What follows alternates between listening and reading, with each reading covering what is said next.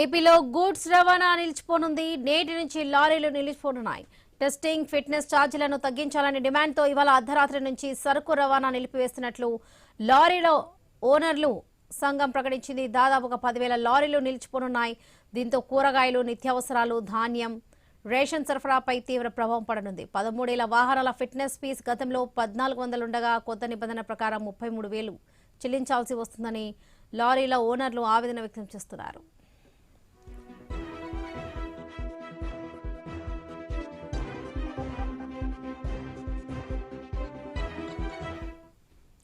ఏపీలో గూడ్స్ రవాణా నిలిచిపోనుంది. నేటి నుంచి లారీలు నిలిచిపోనున్నాయి.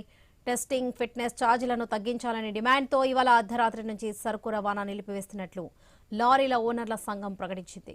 దాదాపుగా 10,000 లారీలు నిలిచిపోనున్నాయి. దీంతో కూరగాయలు, నిత్యావసరాలు, ధాన్యం, రేషన్ సరఫరాపై తీవ్ర ప్రభావం పడనుంది. 13 ఏళ్ల వాహనాల ఫిట్నెస్ ఫీజు గతంలో 1,100 ఉండగా కొత్త నిబంధన ప్రకారం 33,000 చెల్లించాల్సి వస్తుందని లారీల ఓనర్లు ఆవేదన వ్యక్తం చేస్తున్నారు. రైట్, ఇదే విషయం సంబంధించి పూర్తి అప్డేట్స్ మా ప్రతినిధి హరీష్ అందిస్తారు. హరీష్.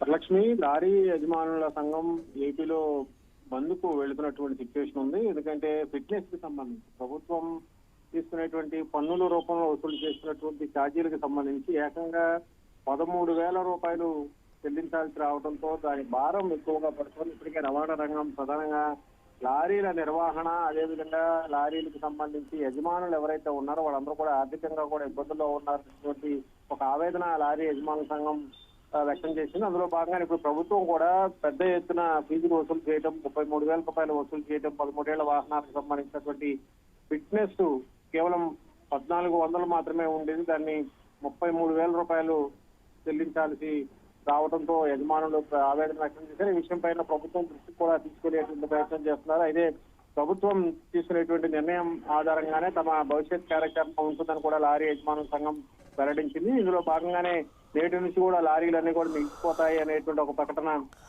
వెల్లడించినటువంటి సిచ్యువేషన్. ప్రధానంగా చూసుకుంటే కనుక ఈ అంశానికి సంబంధించి గతంలోనే అనేక సార్లు ప్రభుత్వంలో సభ్యులు కలిశాము, అయినప్పటికీ కూడా వారు స్పందించినటువంటి దాఖలాలు లేవని చెప్పి కూడా ఆవేదన వ్యక్తం చేశారు. ఇంకోవైపు ప్రభుత్వం ఏదైతే 13 సంవత్సరాల పైబడినటువంటి వాహనాలు ఏవైతే ఉన్నాయో వాటి నిర్వహణకు సంబంధించి, అదేవిధంగా వాటి విశేషకు సంబంధించినటువంటి అంశాలపై కూడా లారీ యజమానులపై ఒత్తిడి తీసుకొస్తుంది అనేటువంటి ఒక ఆవేదన వ్యక్తం చేశారు. ఏకంగా 33,000 రూపాయలు చెల్లించాల్సి రావడం కూడా ఆర్థికంగా భారంగా ఉంటుంది. ఎందుకంటే ఇప్పటికే లారీల నిర్వహణ, అదేవిధంగా లారీ మెయింటెనెన్స్ కి సంబంధించి, సిబ్బంది జీతాలకు సంబంధించి, అదేవిధంగా కిరాయిలకు సంబంధించినటువంటి అంశాలు మోటార్ రంగంలో వచ్చినటువంటి ఒక రకమైనటువంటి పోటీ కారణంగా లారీ యజమానులు ఇబ్బందులకు గురవుతున్నామని కూడా ఆవేదన వ్యక్తం చేస్తున్నారు. ఇప్పటికే పన్నుల రూపంలో, అదేవిధంగా డీజిల్ ఛార్జీలు పెద్ద ఎత్తున ఇతర రాష్ట్రాలతో పోల్చుకుంటే మన రాష్ట్రంలో అధికంగా ఉండడం, ఇవన్నీ కూడా నిర్వహణకి భారంగా మారినటువంటి సిచ్యువేషన్ కనిపిస్తున్నటువంటి నేపథ్యంలో ఇప్పుడు అదనంగా ఈ ఫిట్నెస్ కు సంబంధించినటువంటి ఛార్జీల పైన 3,000 రూపాయలు వసూలు చేసేటువంటి ప్రక్రియని లారీ యజమానుల సంఘం ప్రభుత్వం దృష్టికి తీసుకెళ్లింది. దీనిపైన ప్రభుత్వం స్పందించేటువంటి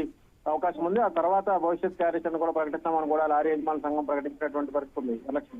రైట్ హరీష్, థ్యాంక్ యూ.